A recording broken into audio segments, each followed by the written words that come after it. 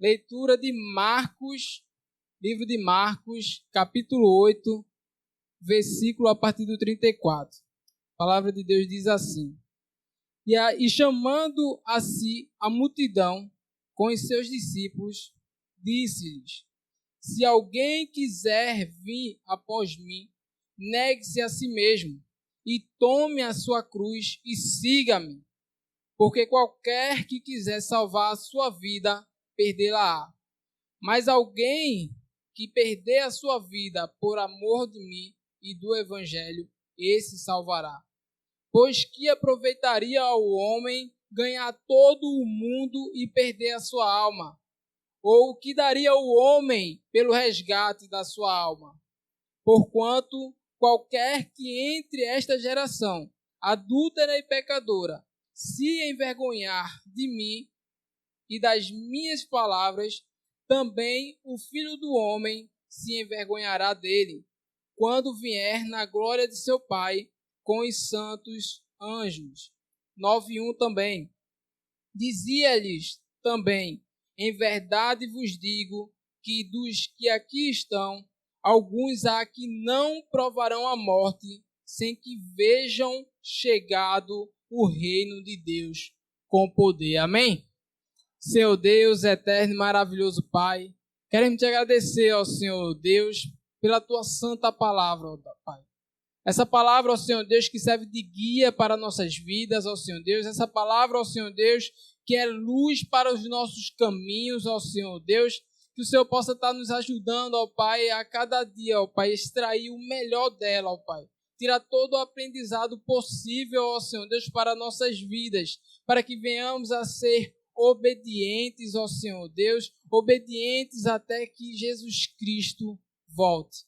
Muito obrigado, ó Senhor Deus, pela tua graça, pelo teu amor, que ali na cruz foi demonstrado por Jesus Cristo, e morreu ele ali, ó Senhor Deus, derramando seu sangue para nos purificar de todo pecado, ó Pai. Muito obrigado, ó Senhor Deus, por esse amor incondicional. Muito obrigado, ó Senhor Deus, por ter nos amado primeiro, ó Pai. Por isso somos gratos a Ti, ó Senhor Deus, e que o Senhor nos ajude a trilhar esse caminho estreito. No nome santo do Teu Filho Jesus Cristo. Amém, amém e amém. Irmãos, bem, como vocês podem ver, nós lemos agora, não é, uma passagem que fala da responsabilidade de cada um de nós.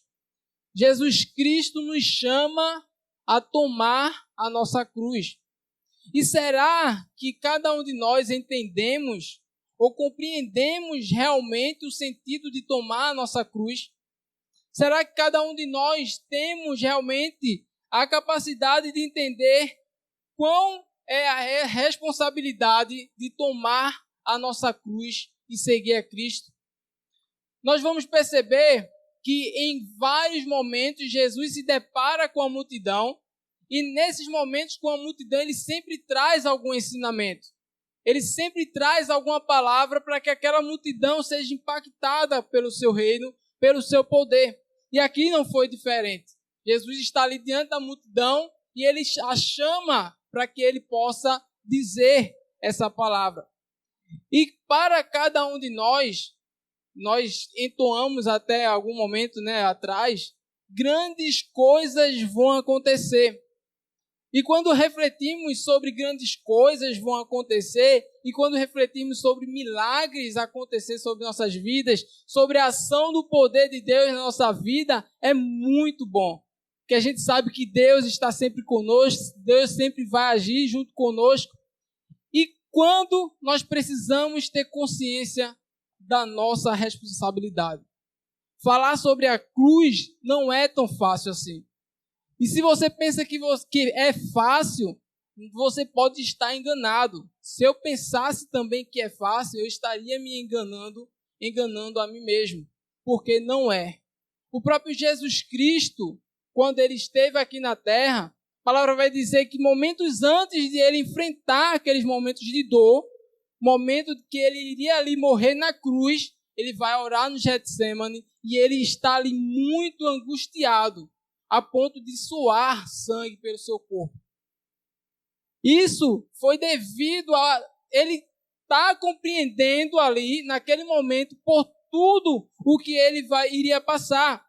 Você pode estar vendo junto comigo também uma passagem que se encontra em Mateus. Eu iria ler todo, mas não vou por conta do tempo. Mas os irmãos podem ler em casa depois, Mateus 27.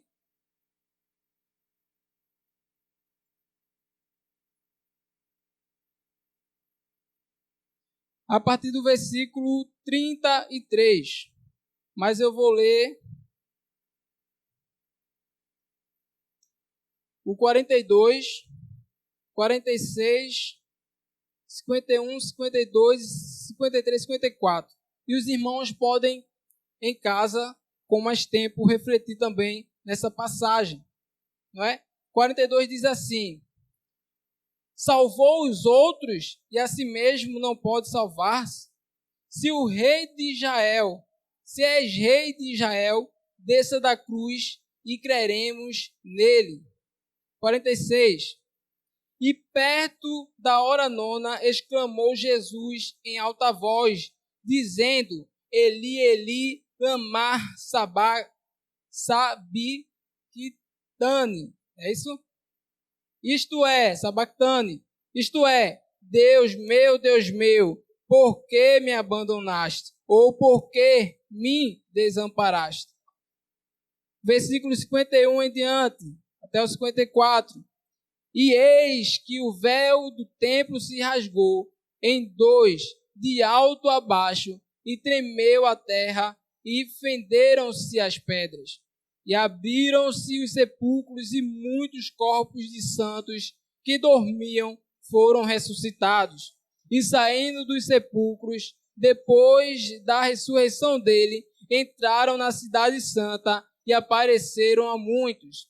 E o centurião e os com que ele guardavam a Jesus, vendo o terremoto e as coisas que haviam sucedido, tiveram grande temor e disseram: verdadeiramente, este é o Filho de Deus. Como eu estava falando, Jesus ele passa por um momento de aflição muito grande, não é? No Getsemane, ele sabia do que lhe esperava mais à frente, e ele ali vai orar ao Pai. Quando ele vai orar ao Pai, essa passagem que nós lemos aqui, os irmãos possam ler em casa, vai retratar justamente o momento no qual ele já está na cruz. Quando Jesus ele está na cruz ali, pessoas começam a questionar ele: oxente, como você, o Filho de Deus, salvou a muitos e não salvou a si mesmo? E depois a gente vai ver no 46 a palavra de Jesus Cristo dizendo: Eli, Eli, lama sabachthani. Isto é, Deus meu, por que me desamparaste? Naquele momento ali, Jesus passou por um momento de muita dor, onde todos os pecados humanos estavam sobre a vida dele. Ele passou por um momento ali terrível, no qual ele não era para ter passado por aquilo, pois Jesus Cristo não pecou. Mas ele sabia da missão dele, ele sabia que tinha que vir ao mundo, e para que ele pudesse resgatar a todos aqueles que amassem a ele e amassem ao Pai, ele deveria morrer na cruz. Mas ainda assim ele diz: Deus meu, por que me desamparaste? Ele passou por um momento de muita dor, mas aí em seguida vai dizer que todos aqueles que estavam ali ao redor, no final perceberam que verdadeiramente ele era o Filho de Deus. Nós vamos voltar para o texto base de Marcos para continuarmos a reflexão. E a nossa responsabilidade? Qual é a nossa cruz? Muitas vezes, pessoas comparam a sua cruz com alguma dificuldade que ela possa estar passando. Perceba que o viver com Cristo é um processo contínuo, até desde seu nascimento até a sua morte, onde você vai renunciar à sua própria vida para viver a vida de Deus, para viver a vida de Cristo. Então, quando nós olhamos ali para o versículo 34 de Marcos 8, ele diz: e chamando a si mesmo a multidão com os seus discípulos, disse-lhes: se alguém quiser vir após mim, negue-se a si mesmo e tome a sua cruz e siga-me. Isso significa que, a partir do momento que aceitamos a Cristo como Salvador, nós temos uma responsabilidade de aceitar a cruz, tomar ela conosco e seguir a Jesus Cristo. Tomar a cruz, cada um de nós, como eu falei, poderíamos imaginar que seria alguma dificuldade que passamos por essa vida, mas não é. Por quê? Porque dificuldades nessa vida é passageiro. Você hoje pode ter necessidade de fome, mas como amanhã você conseguir trabalhar, conseguir ser bem-sucedido numa área e viver prosperidade, na área financeira, na área onde você vai ter recursos suficientes para prover a sua fome. Você pode hoje estar doente, passar por alguma enfermidade, mas daqui a algum tempo você tomar medicamentos, fazer algum tratamento e ser curado. E mesmo aqueles que não têm cura, conseguem ter o tratamento. Mas isso ainda é passageiro. Tomar a cruz de Cristo é a partir do momento que você entende a Cristo como Salvador, você tem também um compromisso com Ele. Você vai viver conforme os ensinamentos dele e tudo não é flores. Como ele bem já falou, no mundo nós teremos aflições, mas precisamos ter bom ânimo porque ele venceu o mundo. Então, a partir do momento que nós entendemos que devemos nos sacrificar por Cristo, nós precisamos lutar por amor a Ele. E como eu falei, muitas vezes nós temos dificuldade de entender isso. Pedro, de início, não é o apóstolo Pedro, ele achou que tomar a cruz seria defender a Cristo. Como os irmãos bem sabem, ele tinha um temperamento forte, ele andava com uma espada, não é, na sua cintura. E quando foram buscar Jesus Cristo no Getsemane, o que é que ele tenta fazer? Defender a Jesus Cristo e matar aquele homem que estava vindo para poder prender Jesus Cristo. Mas tomar a cruz não era defender Jesus Cristo. Jesus Cristo vai declarar que é necessário que ele passasse por aquelas coisas. Pedro, de início, ele não entende tudo aquilo. Quando Jesus pergunta a ele se ele ama a Cristo, ele diz: eu amo o Senhor. E existe a diferença do amor filéus, é isso, pastor? E o amor ágape. E o eros, não é? E naquele momento, ele declarava que era o amor filéus, não é? E Jesus perguntava sobre o amor ágape, o amor sacrificial, sobre o amor, se ele estava disposto a dar a vida por Cristo. E ele diz: não, Senhor, eu amo, mas eu amo filéus. Estou disposto a morrer nada? Ele não entendia, não compreendia qual era a missão dele ainda naquele momento. Por muitas vezes ele errou por conta disso, por conta do temperamento dele, mas a palavra de Deus vai dizer que ele foi lapidado. E historiadores vão falar que ele possivelmente, a Bíblia não vai dizer isso, mas ele possivelmente foi morto numa cruz de cabeça para baixo, porque ele não se achava digno de morrer, assim como o rei dele morreu, Jesus Cristo. A maioria dos apóstolos, eles foram mártires de Jesus Cristo. Eles morreram também por amor a Jesus Cristo. Alguns morte de cruz, que é a morte que Jesus Cristo passou também. Alguns também passaram, que aquela morte era uma tradição daquela época. Não só foi Jesus Cristo e os 2 ladrões que morreram na cruz, mas muitos passavam por aquela vergonha, porque quando eles eram condenados, eles tinham que sair do local onde foram condenados, afogados, e precisavam ir até o bongir, mostrando que ele estava ali passando por uma humilhação, porque foi condenado à morte. E Jesus Cristo, a palavra dele vai dizer que ele precisava vir, ser escarnecido, não é ser humilhado até a morte de cruz. E ele passou por essa morte de cruz. E muitos dos seus discípulos também passaram. Outros morreram de espadas e outras formas de morte. O único que não teve uma morte, não é que os historiadores vão dizer, por espada ou por questão de ter passado na cruz, foi o João, que a Bíblia vai dizer que ele morreu por velhice, porque chegou o tempo. João, o apóstolo, o discípulo amado de Jesus Cristo. E aí a sua palavra continua no versículo 35, que diz assim: porque qualquer que disser, né, que quiser salvar a sua vida, perderá. Mas qualquer que perder a sua vida por amor de mim e do evangelho, esse salvará a sua vida. Primeiro, tomar a cruz de Cristo, tomar a sua cruz é condição e não opção.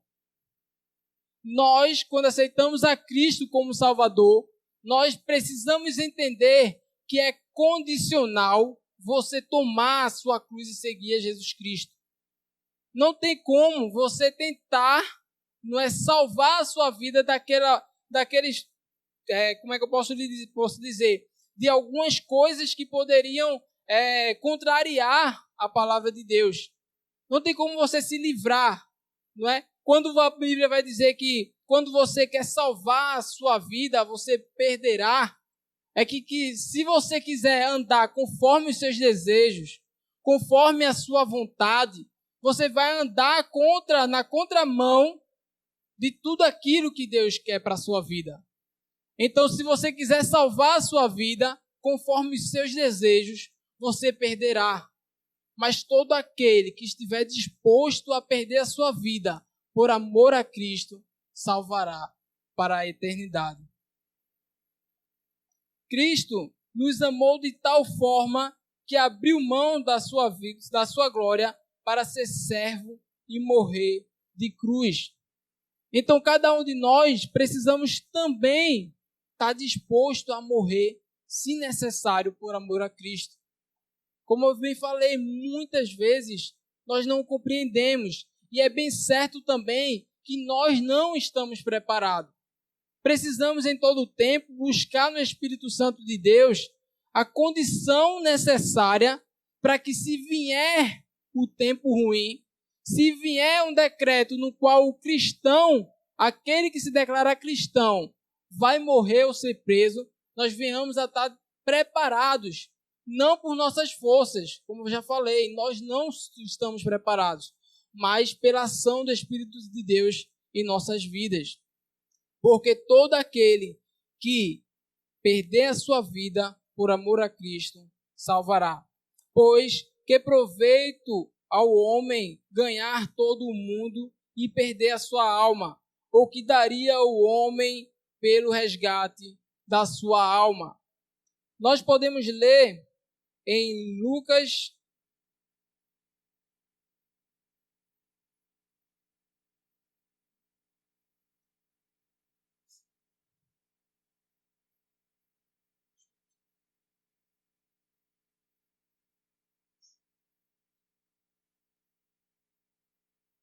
Lucas 14, versículo 27.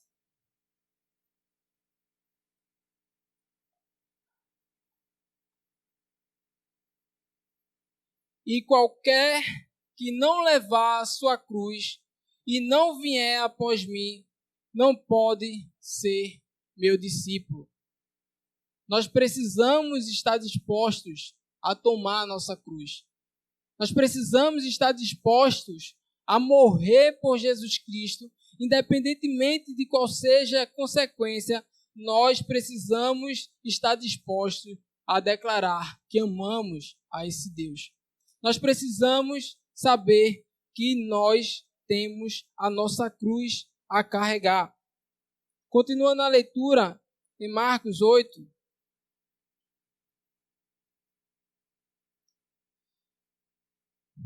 Porquanto qualquer que entre esta geração adúltera e pecadora se envergonhar de mim e das minhas palavras, também o Filho do Homem se envergonhará dele, quando vier na glória de seu Pai com os santos anjos.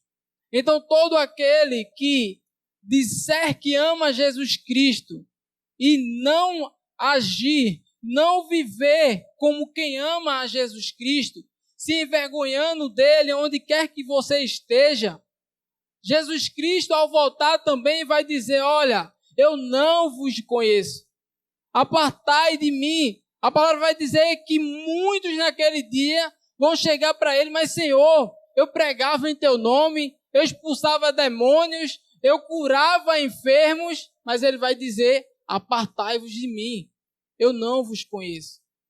Porque aqueles que se envergonharem dele, ele também se envergonhará desses, quando vier na glória de seu Pai e com os anjos. E no versículo 1 do capítulo 9, também em verdade vos digo que dos que aqui estão, alguns aqui não provarão a morte, sem que vejam chegado o reino de Deus com poder. Como entender essa passagem que alguns daquele momento não passariam pela morte antes de ver a glória de Deus, antes de ver se cumprindo a palavra de Deus? E aí nós vamos para a vida de João, o discípulo amado. A palavra de Deus vai dizer que ele vai ser exilado numa ilha, não é? E quando ele está naquela ilha, ele tem visões, ele tem experiências com Deus, na qual a palavra vai dizer que no livro de Apocalipse, que ele vê todas as coisas se cumprindo da palavra de Deus. João, ele tem a experiência diferenciada de todos que podemos ver ou falar, de poder contemplar tudo aquilo que iria acontecer no futuro vindouro. João, ele vê a glória de Deus e ele vê o poder de Deus sendo cumprido na volta de Jesus Cristo. A palavra vai dizer também que Paulo vai ter visões inefáveis na qual ele não poderia compartilhar, porque se ele falasse, nós não compreenderíamos. Homens de Deus que tiveram experiência, tiveram vivenciado, não é, a glória de Deus e o poder antes de sua morte. Dia desse eu vi no Instagram uma reportagem que deve ser antiga, não é, que o pessoal estava compartilhando, de um pastor, acredito que seja da religião muçulmana, onde ele se converte ao evangelho e passa a pregar o amor de Deus para aquelas pessoas da cidade onde ele morava.